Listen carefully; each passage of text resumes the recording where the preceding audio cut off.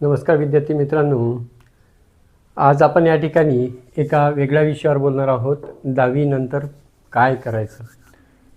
10वीचे result लागले आणि result लागल्यानंतर आपल्याकडे प्रश्न पडलेला असा होता की 10वी नंतर पुढे काय. तर निश्चितच ज्या विद्यार्थ्यांना त्या ठिकाणी चांगले मार्क मिळालेले असेल त्यांचं अभिनंदन. ज्यांना थोडं कुठेतरी कमी पडलेले असेल तर काही हरकत नाही, त्यांचंसुद्धा आपल्याला अभिनंदन करावंच लागेल. निश्चितच जीवनातली ही पहिली परीक्षा होती जे आपल्याला जे पारंपरिक पद्धतीनं आपण शिकत आलेलो आहोत. पहिला वर्ग, मग त्याच्यानंतर करता करता 10व्या वर्गापर्यंत. इथं मात्र आपल्याला एका वेळेनं त्या ठिकाणी आलेलं होतं. आता इथून आपल्याला पुढे जायचं आहे. खरं जीवन आपल्याला त्या ठिकाणी जर घडवायचं असेल तर 10वी नंतर पुढं आपलं खऱ्या अर्थानं करिअरसाठी लागणारं एज्युकेशन त्या ठिकाणी सुरुवात होत असतं. जे आतापर्यंत जे शिकलेलं आहोत त्या आहेत ते पारंपरिक पद्धतीनं आलेलं आहेत. आता आपल्याला त्या ठिकाणी आपलं करिअर घडत असताना त्यावेळेस आपण कोणत्या शाखेची निवड केली पाहिजे हा प्रश्न तुमच्यावर पडलेलाच असेल. 10वीचा रिझल्ट लागल्यानंतर घरामध्ये जो प्रश्न पडलेला असतो तो म्हणजेच त्या ठिकाणी आपल्याला आता कशाला ॲडमिशन घ्यायची. तर सर्वात पहिले जर बघितलं तर आसपास जर आपण बघतो आहे तर सर्वांच्या तोंडामध्ये असतं ज्याची क्रेज चालू आहे ते म्हणजे सायन्स फॅकल्टी. मग कुठेतरी एखादा जर मिळालं असेल तर मग त्या ठिकाणी आर्ट फॅकल्टी आणि कॉमर्स फॅकल्टी. पण जनरली जर सर्वजण जर बघितलं तर त्या ठिकाणी आपण जनरली त्या ठिकाणी सायन्स फॅकल्टीकडे वळलेलं आपल्याला दिसून येतात. मग आपण त्या ठिकाणी सायन्स फॅकल्टी ज्यावेळेस निवडत असतो त्यावेळेस आपण आपल्याला स्वतःला चेक करणं अत्यंत आवश्यक आहे. मग मला जर त्या ठिकाणी जर बघितलं तर ज्यावेळेस मी आपली मार्कशीट असते ती मार्कशीट आपल्याला त्या ठिकाणी पुढचा वेज दाखवणारी असतात. आणि त्याच्यानुसार एखादा विषय जर मला त्या ठिकाणी सायन्स घ्यायचं आहे आणि मी माझी मार्कशीट बघितलेले आहेत, मला संस्कृतमध्ये त्या ठिकाणी 100पैकी 98 मार्क्स आहेत आणि सायन्समध्ये मात्र मी त्या ठिकाणी काठावरच पास आहेत, 35पर्यंतच आलेलो आहोत. मग अशा वेळेस मी सायन्सची फॅकल्टी निवडावी का हा एक प्रश्न आहे. कारण की आपल्याला जे विषय जमतात ज्याच्यामध्ये आपण त्या ठिकाणी इंटरेस्टेड आहोत ते विषय आपल्याला कुठेतरी पुढे घेऊन जाणार असतात. कारण की हे जीवन आता आपल्याला त्या ठिकाणी करिअरकडे वळणारं असतं, पुढे घेऊन जाणारं असतं, आपलं संपूर्ण आयुष्य त्या ठिकाणी घडवणारं असतं. म्हणून जे आपल्याला जमतं आहेत तिकडे आपण जाणं आवश्यक आहे. मग ज्या ठिकाणी ब्रँचेस निवडत असताना माझ्या मित्रानं ब्रँचेस घेतलेले आहेत, आमच्या सर्व ग्रुप्सनं एक ब्रँच घेतलेली आहेत किंवा माझ्या भावानं ती ब्रँचेस घेतलेली होती. माझे घरचे म्हणतात की नाही मला सायन्सची ब्रँचेस घ्यायचे. या भानगडीत न पडता मला काय त्या ठिकाणी येईल ते त्या ठिकाणी आपण बघणं अत्यंत आवश्यक आहे. ठीक आहे, एखादा विषय की आपल्याला त्या ठिकाणी आपलं संपूर्ण जीवन काही घडवत नसतो. एखादा विषय आपल्याला त्या ठिकाणी कमी पडला किंवा एखाद्यामध्ये जास्त पडलेलं असेल मार्क, अशा वेळेस तो विषय आपल्यासाठी त्या ठिकाणी जर बघितलं तर पुढचं आयुष्य घडवणार नाही राहत, हे मात्र आपल्याला त्या ठिकाणी म्हणावं लागेल. मग अशा वेळेस काय करावं तर निश्चितच आपल्याला त्या ठिकाणी योग्य मार्गदर्शनाची आवश्यकता असते. मग आपल्याला काय येतं त्या मार्गदर्शनाकडे आपण वळलो पाहिजे. मग निश्चितच आपल्याला ज्या काही शाखा आहेत त्या शाखेबद्दल माहिती जर आली तर आपण योग्य शाखा त्या ठिकाणी निवडू शकतो. चला तर मग आज आपण आपल्याला त्या शाखेबद्दल माहिती बघायची आहे. ज्या फील्डमध्ये आपल्याला पुढे जाऊन जायचं आहे त्या फील्डबद्दल आपण या ठिकाणी आज माहिती बघणार आहोत. निश्चितच त्या ठिकाणी जर बघितलं तर 12वी नंतर जनरली जर बघितलं ज्या विद्यार्थ्यांना चांगले मार्क्स भेटलेले आहेत तर निश्चितच त्यांनी सायन्स निवडावं हे निश्चितच आहे. मग सायन्स निवडत असताना त्या सायन्समध्ये 2 फॅकल्टीज त्या ठिकाणी असतात. जे सायन्समध्ये जर बघितलं तर एक जनरल सायन्स असतात, एक व्होकेशनल सायन्स असतात. जनरल सायन्ससाठी जर बघितल्या तर त्या ठिकाणी अनेक ब्रँचेस आपल्या ठिकाणी अवेलेबल असते. मग 11वी आणि 12वी हे वर्ष आपल्यासाठी आपलं संपूर्ण पुढचं आयुष्य घडवण्यासाठी मदत करत असतात. समजा आपण सायन्स घेतलं आणि त्याच्यामधलं जर जनरल जर घेतलं तर जनरल घेतल्यानंतर आपल्याला कोणत्या कोणत्या शाखा ओपन होतात तर या ठिकाणी बघा. आपण सुरुवातीला जर सायन्स 11वी 12वी सायन्स घेतलं असेल त्या ठिकाणी मेडिकल फील्डमध्ये आपल्याला जायचं असेल, PCB आपण त्या ठिकाणी घेतलेली असेल, फिजिक्स केमिस्ट्री आणि बायोलॉजी जर असं आपलं त्या ठिकाणी असेल तर मग काय करावं लागेल आपल्याला, हे डॉक्टरची फील्ड आहे. इकडे जर आपल्याला डॉक्टरकडे जायचं असेल तर अशा वेळेस आपण त्या ठिकाणी नीटची एक्झाम देऊ शकतो. मग आपल्याला काय असतात ही नीटची एक्झाम जी आहे ती द्यावी लागतात आणि या नीटच्या भरोशावरच त्याच्या आधारित आपल्याला या ठिकाणी जर बघितलं तर MBBSकडे जाता येईल. त्याच्यानंतर BAMS आहे, त्याच्यानंतर BHMS आहे आणि BDS आहे. या तिन्ही गोष्टी आपल्याला त्या ठिकाणी मिळत असते. मग बघा फॅकल्टी कोणतीही त्या ठिकाणी जर बघितली तर सर्व फॅकल्टी ह्या सेमच असतात. फरक एवढाच असतो की ही जी फॅकल्टी निवडत असताना आपण वरच्या 20% किंवा पहिल्या 10% आपण त्या ठिकाणी असलं आवश्यक आहे. इथं जर आपण या नीटमध्ये जर पहिल्या 10% असेल, 20% जर असेल, 30% जर असेल, तर अशा वेळेस आपण त्या ठिकाणी पुढे जाऊ शकतो. उदाहरणार्थ जर MBBS आपल्याला करायचं आहे, आपण गव्हर्नमेंट कॉलेजमध्ये त्या ठिकाणी ॲडमिशन घेतलेली आहे, गव्हर्नमेंटमध्ये आपण टॉपचा अभ्यास त्या ठिकाणी केलं, जीवाचं रान केलं आणि अभ्यास केलं आणि नीटमध्ये चांगले मार्क त्या ठिकाणी कमावले. त्याच्यानंतर आपलं जे आहे आपण त्या ठिकाणी पुढे जाऊ शकतो आणि कुठेतरी डॉक्टर होऊ शकतो. ठीक आहे, हे झालं त्या ठिकाणचं. समजा जर आपल्याला त्या ठिकाणी या चारही फॅकल्टीमध्ये जर ॲडमिशन नाही भेटली, मग अशा वेळेस कुठे हेच जे नीटचे आहे ते नर्सरीमध्ये सुद्धा आपल्याला त्या ठिकाणी येते. नर्सिंग जे आहे, ज्या नर्सिंगमध्ये सुद्धा दुसरे फॅकल्टी अवेलेबल आहेत. आता नर्सिंग जर बघितलं तर इथं काही ठिकाणी मात्र त्या ठिकाणी नीटवर तुम्हाला त्या ठिकाणी प्रवेश दिला जातो आणि कुठे तर काय असे असतात, या नर्सिंगमध्ये स्वतःची त्यांची CAT ठरवली असते, त्यांनी ते स्वतः CAT घेत असतात आणि या CATच्या भरोश्यावर तुमचं त्या ठिकाणी सिलेक्शन होतं. आता ही फॅकल्टी यालाच मेडिकललाच लागून आहे, की जसं डॉक्टर्स आहेत तर त्याला नर्ससुद्धा पाहिजेत. मग या ठिकाणी जर बॉईज आणि गर्ल्स दोन्ही पण त्या ठिकाणी इन्क्लूड होतात. आज जर जेवढं त्या ठिकाणी नर्स जे आहे अवेलेबल असणं आवश्यक आहे. आता नर्स काय असते, गव्हर्नमेंट कॉलेजमध्ये असू शकतात, प्रायव्हेट सेक्टरमध्ये असू शकतात. आज जर बघितलं प्रचंड मोठ्या प्रमाणामध्ये त्या ठिकाणी दवाखाने ओपन झालेले आणि दवाखाने ओपन झाले आहेत, त्या कारणामुळे त्या ठिकाणी नर्सही पाहिजे हवे, नर्सची आवश्यकताच असेल. मग इथंसुद्धा आपल्याला ऑपॉर्च्युनिटी त्या ठिकाणी होऊ शकतात आणि पगारसुद्धा खूप छान असतो नर्सिंगमध्ये, असं नाही. कारण की त्या ठिकाणी जर बघितलं तरी आहे. त्यानंतर या दोन्हीही फॅकल्टीच्या बरोबर इथं फार्मसीसुद्धा आपल्याला त्या ठिकाणी मदत करणारे असतात. आता फार्मसी म्हणजे काय, हे डॉक्टर्स आहेत, हे त्या पेशंटला त्या ठिकाणी ट्रीट करणार आहे, पण ट्रीट करण्यासाठी लागणारी जी औषधी असतात, जी औषधी बनवत असतात, तर त्याच्यासाठी त्या ठिकाणी फार्मसी असते. या फार्मसीसुद्धा त्या ठिकाणी काय आहेत, यालासुद्धा त्या ठिकाणी CAT द्यावी लागतात. CATमध्ये त्या ठिकाणी आपलं जे आहे या CATच्या भरोश्यावर आपल्याला त्या ठिकाणी B फॉर्म, इथे B फॉर्मला त्या ठिकाणी B फॉर्म आणि सोबत त्या ठिकाणी M फॉर्म यालासुद्धा त्या ठिकाणी ॲडमिशन मिळू शकते. B फॉर्म आहे, M फॉर्म आहे, त्याला आपण त्या ठिकाणी जाऊ शकतो.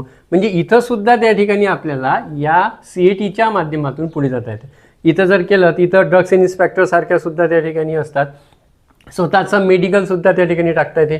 स्वतःचं ही व्यावसायिक डिग्री असल्या कारणामुळे आपण स्वतःचं मेडिकलसुद्धा ओपन करू शकतो. हे सुद्धा त्या ठिकाणी आपल्याला बघता येतात. म्हणजे हे तिन्ही ज्या फॅकल्टीज आहेत त्या एकमेकावर डिपेंड आहे आणि ह्या तिन्ही आहे प्रचंड मागणी आहे सध्या या फील्डला आपल्याला दिसून येते. कारण की डॉक्टरची आवश्यकता लागणारच आहे. त्याच्यानंतर त्यासाठी दवाखानाला नर्स आल्या आणि सोबत फार्मसीसुद्धा तुम्हाला त्या ठिकाणी लागणार आहे. कारण की यांच्यासाठी लागणारे औषध जे आहे ते औषधसुद्धा फार्मसी सेक्टर बनवत असते. आज जर बघितलं तर सर्वात मोठं सेक्टर त्या ठिकाणी फार्मसी आपल्याला दिसून येतं. म्हणजे प्रत्येकाला त्या ठिकाणी जर बघितलं तर गोळी आपल्याला दिसून येतो, म्हणून फार्मसी सेक्टरसुद्धा खूप आहे. समजा इथं हे नाही झालं असेल तर अशा वेळेस उरल्याचं आपण जे आहेत ॲग्रिकल्चर, BSc ॲग्रिकल्चरसुद्धा बोलू शकतो. इथंही तुम्हाला CAT द्यावे लागतात. जे आहे ते CAT देणं अत्यंत गरजेचं आहे. बघा, आज जर बघितलं तर कोणत्याही फील्डला जर तुम्ही जात असाल तर एंट्रन्स एक्झाम त्या ठिकाणी ठेवलेली आहे. हे सर्व एंट्रन्स एक्झामच्या माध्यमातूनच तुम्ही पुढचं जे काही आहेत ॲडमिशन घेऊ शकता. म्हणजे आपण आज जे त्या ठिकाणी जर बघून राहिलेलो आहोत तर आपल्यासाठी इथं नीट असेल, CAT असेल, याच्या माध्यमातून आपण त्या फॅकल्टीज आहेत त्या फॅकल्टीज घेऊ शकतो. मग हे सर्व घेत असताना त्या ठिकाणी आपल्यामध्ये जे असणारे पोटेन्शियल आहे ते पोटेन्शियल ओळखायचं.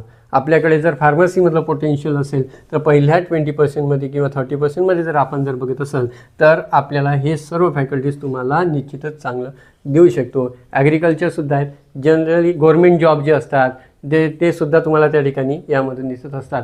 तर हे जर बघितलं तर निश्चितच आपल्याला अगदी 11वी-12वी करावं लागेल, त्यानंतर BSc करावं लागेल. BSc त्या ठिकाणी ॲग्री करता येतात. अशा फॅकल्टीज ज्या त्या फॅकल्टी आपल्याला सायन्समध्ये दिसून येतात, दिसता येतात. ह्या जर वगितल्या तर ह्या जेवढेही आता इथं फॅकल्टी दिसून आहेत अजूनही आहे, परंतु ह्या पारंपरिक पद्धतीनं आलेल्या फॅकल्टीज आहेत. म्हणजे आपल्या जर बघितलं तर आईवडील असेल यांच्यानुसार आलेल्या ह्या फॅकल्टीज आहेत, सायन्सच्या फॅकल्टीज आहेत. परंतु आजचं युग हे 21व्या शतकामध्ये आपण जगून राहिलेलो आहोत आणि यामध्ये आज प्रचंड पोटेन्शियल आले आहे. अनेक नवीन ब्रँचेस आलेले आहेत. त्या ब्रँचेसकडे सुद्धा आपलं लक्ष देणं अत्यंत गरजेचं आहे. तर त्याबद्दल आपण आता माहिती बघूया.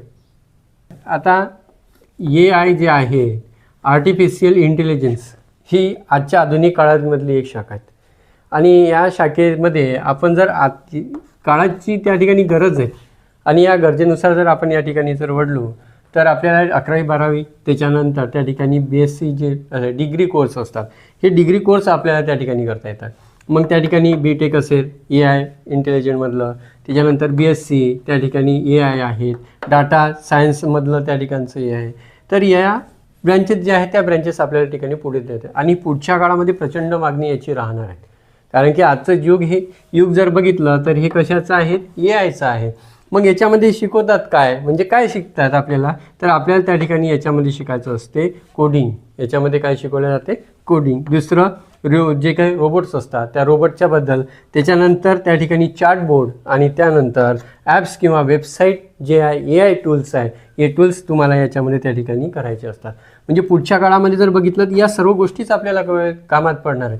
पुढचं जे काही येणारं जग आहे हे AIवर आधारित आहे आणि त्याच्यामध्ये कोडिंग असन, रोबोट्स असतील, चॅटबोट्स असतील किंवा ॲप्स वेबसाईट आहे याचे टूल्स निर्माण करणं, या सर्व बाबी त्या ठिकाणी असतात. म्हणून आजच्या पारंपरिक पद्धतीला त्या ठिकाणी न घेता जर या पद्धतीनं जर आपण जर गेलो तर निश्चितच आपलं भवितव्य त्या ठिकाणी.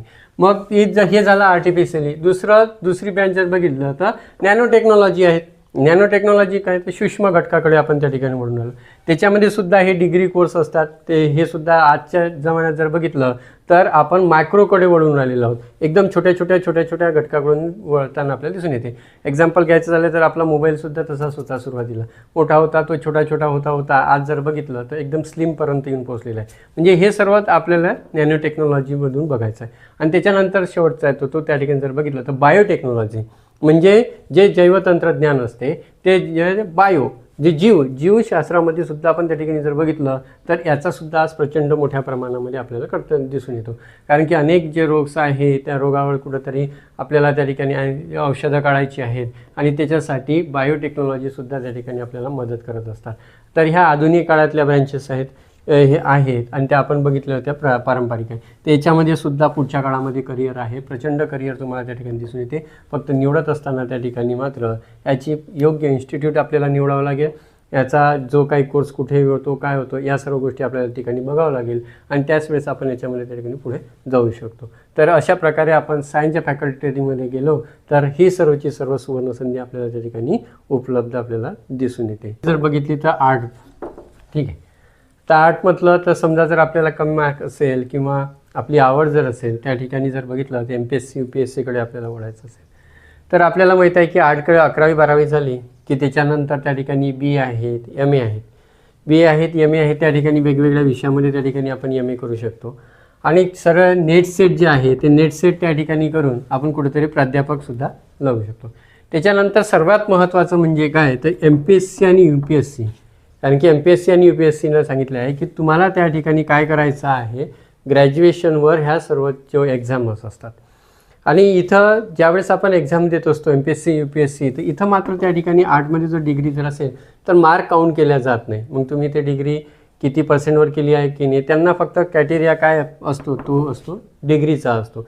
मग या ठिकाणी आपल्याला त्या ठिकाणी जर जायचं असेल, MPSC UPSCकडे जर वळायचं असेल तर आर्ट हा बेस्ट ऑप्शन आपल्याकडे राहील. कारण की यामध्ये जर जनरली जर बघितलं तर सायन्ससारखं वर्क राहत नाही, प्रॅक्टिकल राहत नाही आणि त्या कारणामुळे इथे आपल्याला अभ्यास करायला भरपूर वेळ असतो. आणि जवळपास इथचे 2 वर्ष, 11वी-12वीचे 2 वर्ष आणि डिग्रीचे त्या ठिकाणचे 3 वर्ष, 3 आणि 2 5 वर्ष, 5 वर्षापर्यंत जर आपण प्रचंड मेहनत जर घेतली तर निश्चितच आपण MPSC UPSCमध्ये कुठेतरी लागू शकतो. त्याच्यानंतर सरकारी नोकरी ज्या आहेत, ज्या 12वीच्या बेसवर असतात, 11वी-12वीच्या बेसवर असतात, जसं पोलीस भरती आहे, या भरतीच्या मागं लागणं अत्यंत आवश्यक आहे. तर जनरल जर बघितलं तर मग सरकारी जॉबमध्ये जे 10वी-12वीवर जे जॉब्स असतात याच्या मागं असेल, म्हणजे जसं पोलीस भरती हे ती असेल ते तर त्याच्या मागं ते लागत असतात आणि सरकारी जॉब लवकरात लवकर प्राप्त करत असतात. तर हे जर तुम्हाला जर त्या ठिकाणी जर करायचं असेल तर या ठिकाणी ज्या वेळेस आपण आर्टकडे गेलेलो असेल तर तो आपल्याला मदतशीर असते त्या ठिकाणच्या सरकारी नोकरी मिळवण्यासाठी असतात. म्हणून 10वीपासूनच जर आपण जर सुरुवात जर केली तर आपल्याकडे 5 वर्ष असतात आणि त्या 5 वर्षापर्यंत आपण कुठेतरी MPSC UPSC करू शकतो किंवा त्याच्या खालच्या ज्या काही असेल, क्लरिकल असेल, त्याच्यानंतर पोलीस भरती असेल आणि वेगवेगळ्या डिपार्टमेंटच्या ज्या काही असेल असतात, या सर्वच्या सर्व तुम्हाला त्या ठिकाणी देता येते आणि बाकी फॅकल्टीपेक्षा तुम्हाला वेळ त्या ठिकाणी भरपूर मिळतो आणि तुमचं सिलेक्शन मात्र त्या ठिकाणी असतात, कारण की विषयही त्या संदर्भात आलेले असतात. निश्चितच तुम्हाला त्या ठिकाणी मदत करते. म्हणून असं काही समजायची आवश्यकता नाही की आपल्याला कॉमर्सकडे गेलो नाही आहे आणि आपल्याला काही आता स्कोप नाही आहे. आपल्याला भरपूर स्कोप आहेत आणि इथं मात्र असे विद्यार्थी आलेले असतात की ज्यांनी सुरुवातीच्या काळामध्ये इथं ज्यावेळेस आपण अभ्यास त्या ठिकाणी आपला कमी पडलेला असेल, हे जर आपल्याला कळलं आणि आपलं आयुष्य आपल्याला आता करिअर घडण्यासाठी आपल्याला स्टडी आहे, या ठिकाणचे प्रचंड व्यक्ती त्या ठिकाणी पुढं झालेलं आपल्याला दिसून येत असतात. म्हणून आर्ट जरी असलं तर काही टेन्शन नाही आहे, फक्त प्रचंड मेहनत करण्याची त्या ठिकाणची गरज असते. तर इथूनसुद्धा आपण सरकारी जॉबमध्ये लवकरात लवकर जाऊ शकतो. तर सरकारी नोकरीमध्ये जाण्यासाठी हे चांगलं आहे इथं अभ्यास करणे. त्याच्यानंतर एक फॅकल्टीज येते ते म्हणजे कॉमर्सची फॅकल्टी. आणि कॉमर्सच्या फॅकल्टीमध्ये आज जर बघितलं तर सर्वात प्रचंड त्या ठिकाणी मागणीची असते तर CAची आहे, चार्टर्ड अकाउंटची आहे, अकाउंटंटची आहेत. आणि या चार्टर्ड अकाउंट इकडेसुद्धा आपण त्या ठिकाणी जर गेलो तर निश्चितच भरपूर पगार आपल्याला ठिकाणी असतो, पॅकेज भरपूर असतात. आणि सोबत जे बँकिंग आहे त्या बँकिंगमध्ये सुद्धा तुम्हाला या ठिकाणी मदत करत असतात. ज्यांचं मॅथ्स त्या ठिकाणी चांगलेलं असेल तर त्यांनी चार्टर्ड अकाउंट किंवा बँकिंगकडे वळायला काही हरकत नाही. ओव्हरऑल जर बघितलं तर प्रत्येक ब्रँच ही प्रत्येकासाठी योग्य आहे. हे फक्त काय आहे ते ज्या शाखेची तुम्हाला आवड आहे, ज्या शाखेमध्ये तुम्ही जात असाल तर पहिल्या 20मध्ये तुम्हाला त्या ठिकाणी आपल्याला बसायचं असतात.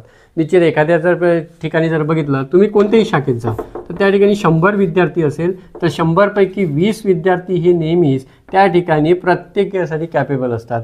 मग या 20मध्ये आपल्याला बसायचं आहे. या सुरुवातीच्या 20मध्ये जर आपण बसलो तर मग ते फॅकल्टी कोणतीही असली तर काही फरक पडणार नाही, कारण की हे 20 जण जे असतात या 20 जणांनी त्यांनी प्रचंड मेहनत केलेली असते आणि आपली जी सीट आहेत, आपलं जे करिअर आहे ते करिअर सेट केलेलं असते.